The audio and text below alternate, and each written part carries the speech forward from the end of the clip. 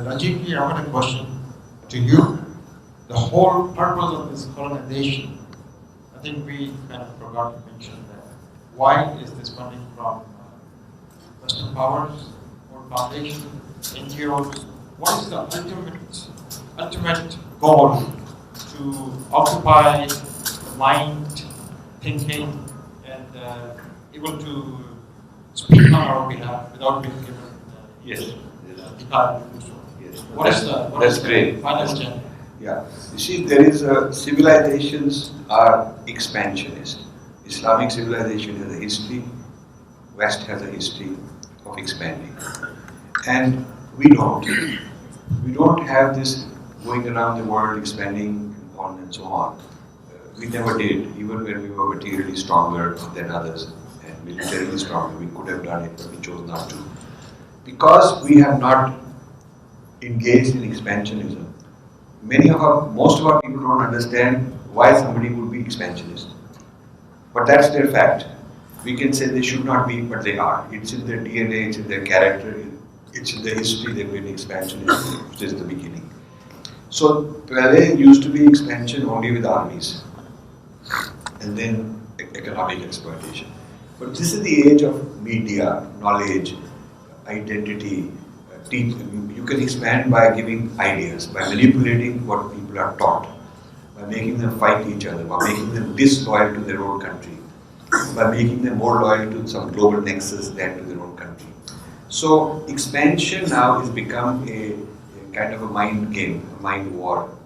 A lot of, you see Al Jazeera is a very great Islamic media around the world, not just here, but in US, everywhere, trying to influence young minds. And you see the church doing that with their propaganda. You see US, in Afghanistan, the same CIA guy who plays soccer with the boys to influence them. We make a soccer team for you. Same guy maybe at night he's doing bombing with the drones or whatever. But it's two sides of the same thing. I mean, there is the hard power and then there is the soft power. Soft power is through culture, through funding, through influencing people's ideas. So in this war of ideas, that is where I'm involved, to educate our people about this war of ideas. This war of ideas often comes first to create a base of support on somebody else's wavelength. Then they become loyal to that other place. One day they can even be turned against you politically and militarily. Some people say it's already happening. I think it is already happening. So this, the colonization of Indian minds is a very old, few centuries old game, and it is not just limited to India. It is also happening to other countries. They are doing this to each other. One very interesting fact is that during the British era, the British recruited Indian sepoys to fight for them very successfully. A large 90% of the soldiers in the British army here were Indians. The firing by soldiers in Jallianwala Bagh, the General Dyer gave the command, but the actual firing was by Indians. Most bullets fired against Indians under British command were by Indian soldiers fighting against each other, fighting against their fellow Indians. 111 wars, according to one expert, were fought by the British using Indian soldiers. 111 wars through this 200-300 year period. But during a brief period of occupation in China, they failed to raise even one regiment. Chinese would not sell out. That is why they never colonized China. They wound up and left because they said these guys are not going to sell out. India is a better place. Indians will work for us. Chinese will not work for us. They could not get Chinese to join an army under British command. And in India they could do it. So there's something deep in our character, maybe inferiority complex or something. So this These are some of the reasons that are feeding, encouraging the others, because they're getting a lot of mileage. They're converting our people rapidly. Huge population of confused Hindus ready to give up and go this way, that way.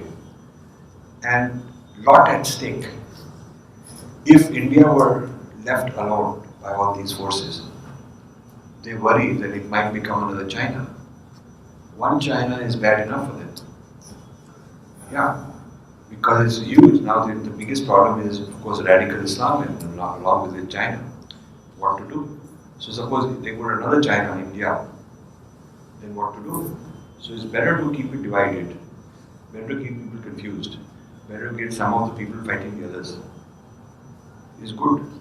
So the strategic consequences of all this colonialization of Indians is big. And in the big scheme of things, it's only a few $1 billion. It's a tiny percentage of the total budget of these people.